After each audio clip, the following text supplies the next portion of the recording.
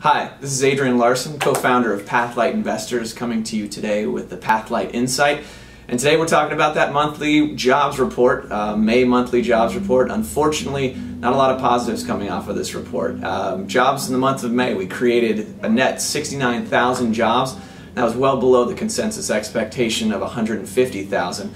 I think one of the more striking negative points of this report, though, was the revision downward to April to 77,000 jobs from 115,000. So we're looking back 2 months now, and the data is getting worse. As we come to this, the unemployment rate rose to 8.2% from 8.1%.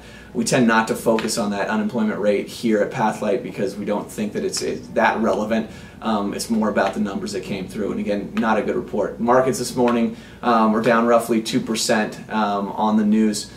So again, we try and find some level of silver lining coming through here. We're seeing the same thing that we saw last year and actually the year before.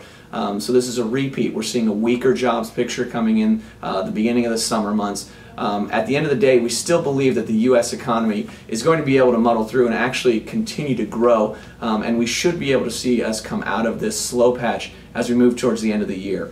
We still have interest rates that are extremely low. We have corporate profits that are extremely strong, and we also are seeing lower gas prices now with the fall in oil.